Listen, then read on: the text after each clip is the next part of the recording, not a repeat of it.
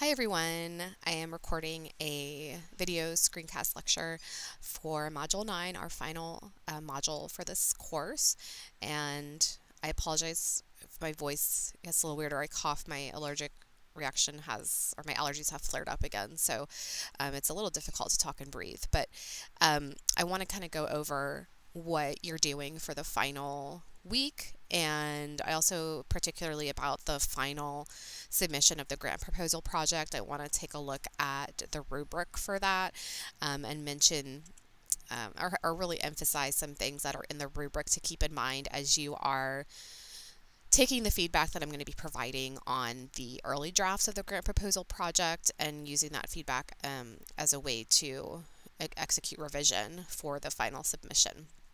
So in terms of the reading for this week, you have one chapter from the textbook. It's chapter 11. It's called Oral Reports. I have uploaded, like I normally do, the PowerPoint presentation for that chapter and the place where I normally upload the PowerPoint. So if you want to take a look at that, you can. You have this article by Anna Lee. It's a very short article on Writing Commons that is about, how to effectively use PowerPoint in what we call Prof Tech or professional technical presentations. And it's very short and very readable, and it also has samples. So this has some great kind of, again, this is kind of like a heuristic, but not really. It's more kind of like these are things you can do and you want to think about when you're putting together a presentation, particularly with visuals. And you guys in the earlier assignment, when you dealt with that case study, right, you were addressing, here's these three visuals and how can I make them better so that the reader, the viewer who's looking at them can more easily digest the information. So that's been a common theme across the the term. The other thing is this presentations module in ENGL. So you just kind of want to peruse, kind of go through there's three main areas. There's content, delivery, and then design, the way design works as a form of meaning making. So and those are the three things. So chapter 11, this article by Anna Lee, and then the ENGL presentation module. So the main thing that you're working on for the last week of the course is that final submission of the grant proposal project. So you're continuing to work in your teams, and so as I said in my last video lecture for Module 8, right, you have another team meeting assignment, so you should be continuing to have discussions with your team in those discussion spaces that are just for your particular team. And then you have the final submission of the grant proposal project. So I have taken a cursory glance right as of today, and this is Saturday. I've taken a cursory glance at each of the group's early drafts of the presentation. So I just kind of initially made sure they were submitted and just kind of looked briefly through them. So what I'm planning to do with the early drafts is I will probably tomorrow, because I need to let me explain what I'm going to do first, and then I'll explain why it'll probably be tomorrow and not today. So I'm going to be giving feedback on the early drafts of the grant proposal projects. And what I want to do is I want to give video feedback on that. So I don't want to give textual feedback. So what I'll be doing is I'll be taking a closer look at your group's chosen CFP, and then I'll be taking a look at the planning sheet and the presentation, the early draft presentation that you came up with, and then what I'll be doing is I will record something similar to this. Well, I'll probably have the CFP pulled up, your planning sheet, and your presentation, and I'll give some feedback about that, and then it'll be a private video that I only share with those group members, and so that's what I'm planning to do.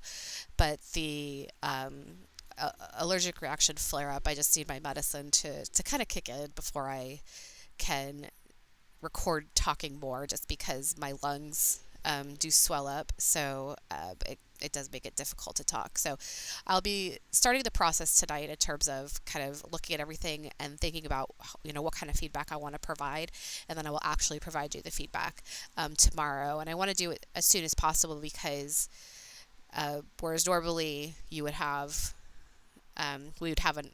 another week after this. This is the last week, so I need to make sure I give you guys ample time to get the feedback, kind of consider it, and think about how you want to make revisions to submit your final presentation. So for this final presentation, excuse me, you're going to be submitting and it says down here, it really depends on what you choose to do as a group.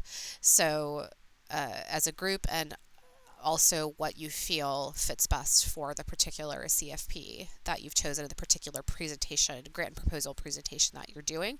So it could be a creation of a website, it could be a media recording, or it could be a file upload. And some of those, and the file upload, we're talking, like PowerPoint or something along those lines, kind of like what you did for the early draft.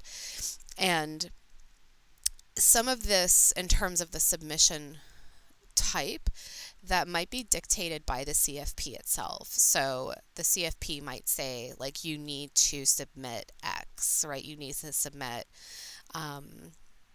this type of file format. Now, I will say, in the respect of the assignment, we do take liberties. So, for example, if your CFP says you can only submit, a 20-page written out document that addresses, points A through Z, that won't work necessarily for this particular presentation. You don't necessarily want to submit that type of document. So you might take some liberties, even if the CFP is calling for not an essay, but a text document like that, which is a more traditional type of submission.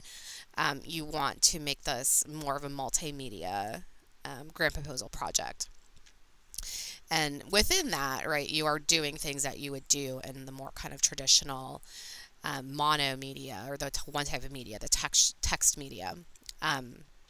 So you do want to look at this, and I will just give a reminder. I know I gave this an announcement, but that a recent Canvas, I don't know what it was. They called it an update, but I really don't like it. The one where when you don't submit something, if it's late, or even if you submit it and it's late, or you don't submit anything at all, the Canvas automatically gives you a 0. So there's nothing I can do to change that.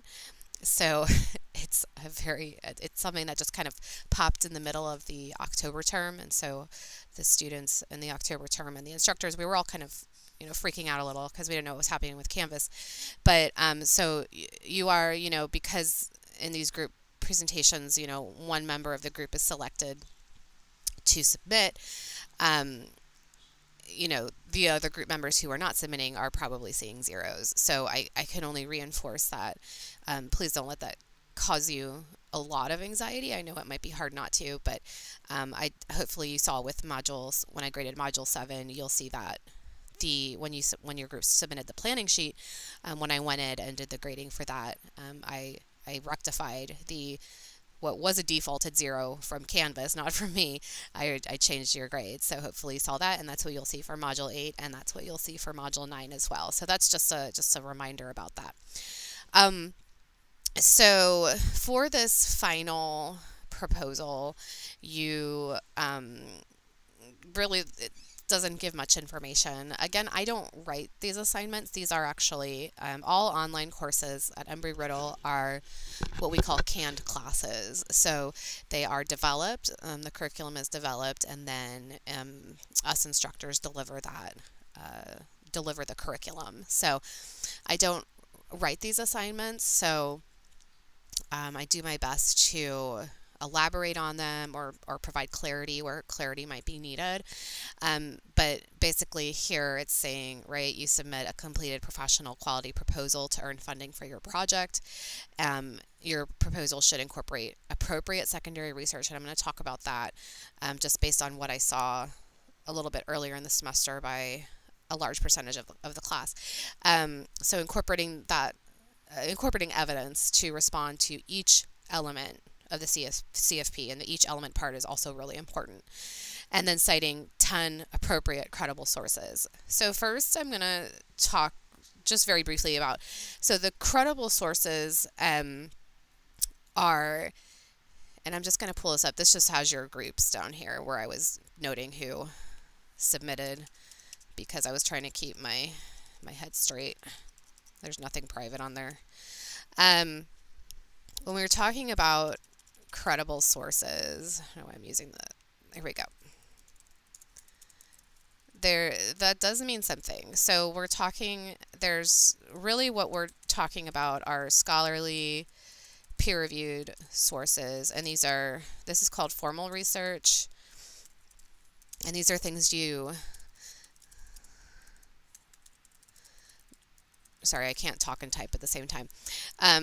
So scholarly peer-reviewed sources, right? These are those journal articles that you generally find them, or you're supposed to find them in the library databases. So in the Hunt Library online, you can log in and search for those scholarly peer-reviewed sources. The best database is JSTOR.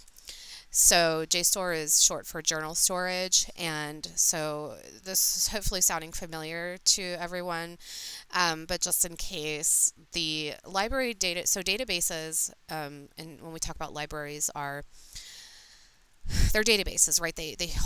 They're digital repositories of information, and Embry-Riddle has subscriptions to hundreds of databases, and databases can be very, very specific. Like you can have one that's just specific to aviation technology, or, avionics, or, computer science engineering, or meteorology, or anything like that. But then you can also have more general cross-disciplinary databases like JSTOR. And JSTOR I always recommend it because it's one of the largest databases out there, and everything in JSTOR is scholarly peer-reviewed. If you use JSTOR, and I'm just actually gonna go to the Hunt Library right now. If I could spell correctly, that would be great. Okay, so I'm already logged in. I think I clicked Hunt Library. Okay, yeah, so I went to the Hunt Library, and when you're here, and hopefully you've been here before, what people tend to do is they'll just start searching in here, and I never think that's a good idea. I've been doing research for almost 20 years now, scholarly research, and scholarly research is horrible. There's nothing fun about it, but because it's really hard to find exactly what you want that's going to be helpful for whatever research you're doing. So there is a link for research databases, which will take you to, I think, it takes you to the alphabetical database. These are all the databases that Embry-Riddle subscribes to, and here's JSTOR here. So if you go to a specific database, and the thing that's different about JSTOR then is from other databases is, like I said, everything in here is considered scholarly and peer-reviewed. Now, anytime you have the option to do an advanced search, you want to click on the option to do the advanced search, and that's just because it's going to give you those multiple field boxes in which to search. Other databases will automatically just give you multiple field boxes, so you don't have to worry about that. And I'm just showing you this in case you choose to, if you've never used JSTOR or you want to try it, I just want to show you the one thing that you want to click in JSTOR, because in other databases that include other types of evidence besides scholarly and peer-reviewed, you will have to select, I want peer-reviewed scholarly. But here you don't have to. However, you do have to select the medium, and that's because down here, you want to narrow by item type, you want to click on articles. And what happens a lot or what has happened a lot in the past is that students will go to JSTOR and they won't click on articles, and then they'll get reviews, and reviews are book reviews. So in scholarly journals, they'll publish maybe like, 4 or 5 articles, and then they'll have maybe 10 book reviews. And the book reviews are, something that, like, I write book reviews, for example, so I'll read a book, I'll write a review of it, submit it to the article, and then it can be accepted or rejected for publication.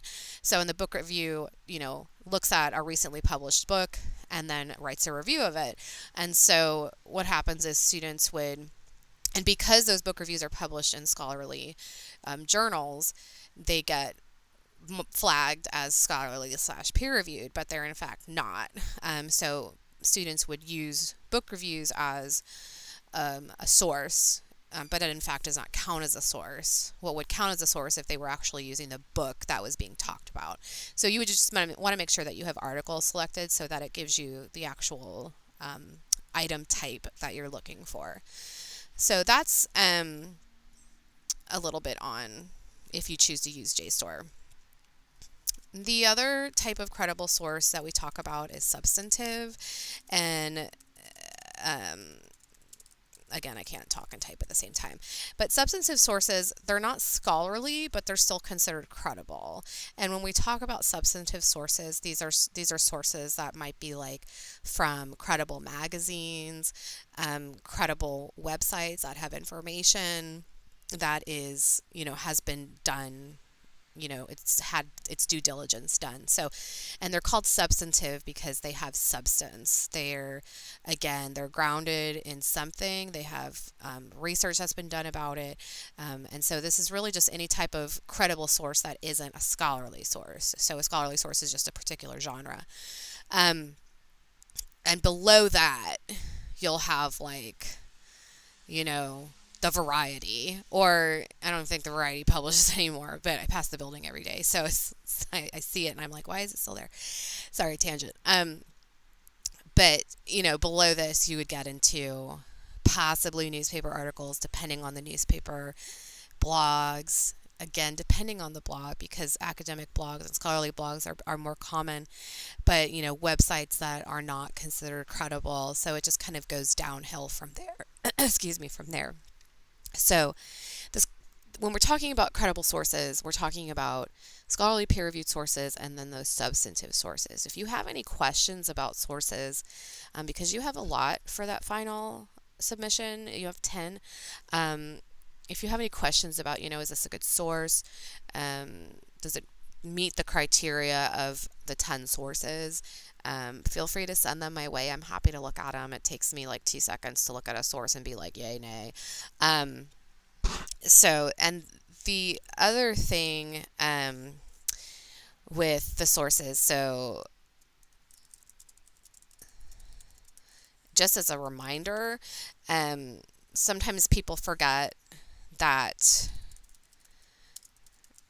like dictionary definitions are fantastic. I'm a big fan of them in writing. I'm a big fan of them in presentations. And particularly with grant proposals, it might not be uncommon for you to have to define something, if you're using a particular word. However, definitions are not considered a source. So if you have a definition as a source or multiple definitions, those don't count toward the X number of required sources. So in this case, you have 10 required sources. If you have a dictionary definition, then that would give you 11 sources. The other thing that you don't want to include is encyclopedias. So, and these go together. These are,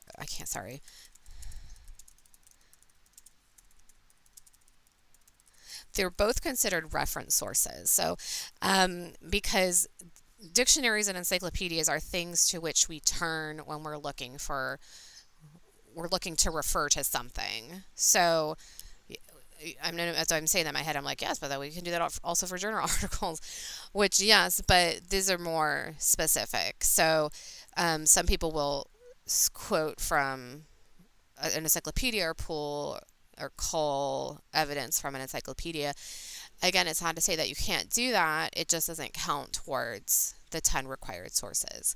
So that's just a note to remind people about. If you do have those types of sources in your final presentation, you want to make sure that they are not counting towards the 10, because they won't, just because they're not considered major sources.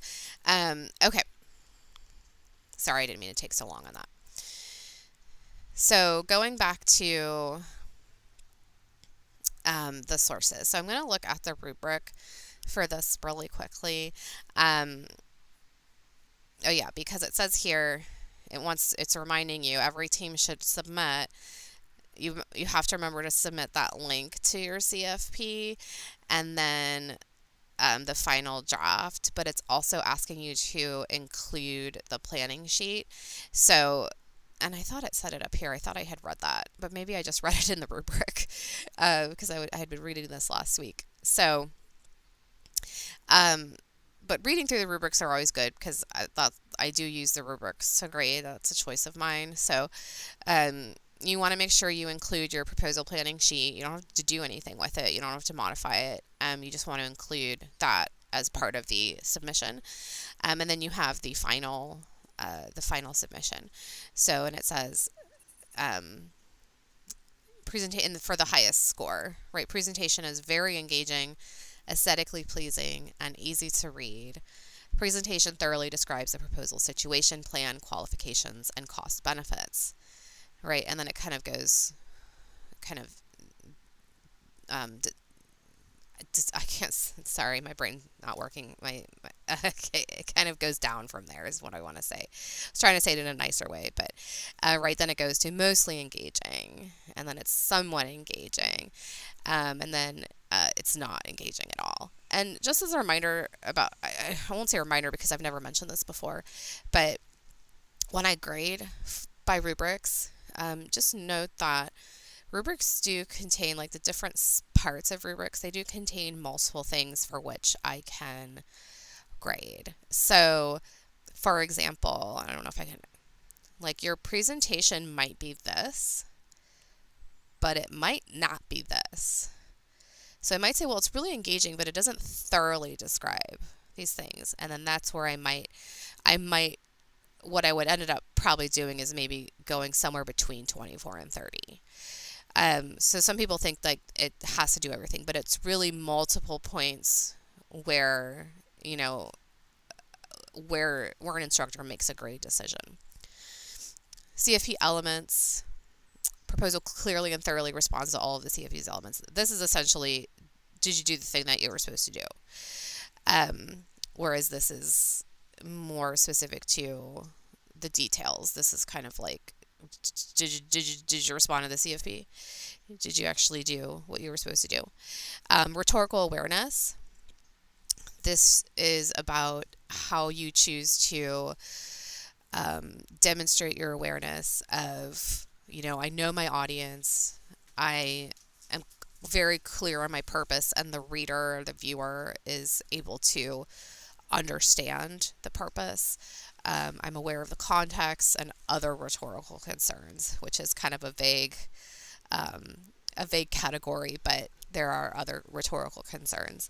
So, and that might include, into design, because design can be a rhetorical concern. It can include organization, because organization or methodology can factor under a rhetorical concern. There's the research part, which is, okay, did you include, I thought I changed this. They had it at where it says 6 sources, and I thought I modified it to say 10. It should say 10. I'll modify it again so it says 10. They must have changed the assignment. The course developers must have changed it and did not update the rubric to reflect the change. But it is 10 sources, so I'll change this again. I apologize for that. And this is saying that your final project, it references appropriate sources and cites at least 6 sources using proper APA formatting. The thing with this is that, sorry about that. The thing I want to emphasize about research and the integration of sources is the integration of the sources. So if you have your entire grant proposal project with no citations throughout, and you just have like a references somewhere, you know, or if it's a page on a website or a slide on a PowerPoint or something like that, that's going to affect your grade here, because what we want to see is that the proposal references appropriate sources. And more importantly, I'll go back to up here, this idea that the proposal needs to incorporate, integrate appropriate secondary research to respond to each element. That means under whatever each section you have, excuse me, you need integrated evidence, whether it's a quotation, a paraphrase, don't do summary. It needs to be something that shows this is corroboration and substantiation of whatever claim I'm making, right? Because what you're doing in these is you're essentially making a case for your client or your clients. And you can't do that effectively without integrating that research effectively. So it's not just a matter of choosing the right sources to integrate, but then how do I integrate them and how do I integrate them effectively? So it's a multi-step process. That is one of the most difficult things to do, is integrating research. I teach this class a decent amount, but I mostly teach writing and literature, where they're always dealing with integration of evidence, and it's one of the most difficult things that they have to do, and they struggle with it. They start with it at the beginning of the term, and we go through it till the end of the term, and they struggle with it throughout. And they get better as you get used to it, because it's kind of a learned practice, and there's lots of ways to do it. And then the last grading area on the rubric is mechanics and style. So this is, is it polished? Did you use choice words? Good vocabulary, no colloquialisms, anything like that. So that is the final grant and proposal project. And I'm just going to go back to modules really quickly. And sorry, my computer's going a little bit slowly. I don't know why. But anyway, so what you want to do is, like I said before, I will be starting the process of looking through the each group's early drafts of the grant proposal project, and then by tomorrow, the latest by Monday, it just depends on how long it takes me to do those things. But my goal is tomorrow, Sunday, and the latest by Monday, I'll be looking through each group's early draft, and then my goal is to, like I said, create excuse me, video feedback for each group, and then I'll send that private video just to that group, the members of each group. So you want to look for that, and keep talking with your team. If you have any concerns about your team, if you feel there's any dysfunctionality with a team, please don't hesitate to reach out. That's not uncommon, and I can always try to help mitigate any type of dysfunctionality that might be there. But other than that, please let me know if there's any questions. I hope you're all doing well, and I will be in touch soon with feedback on the early drafts. Okay, bye-bye.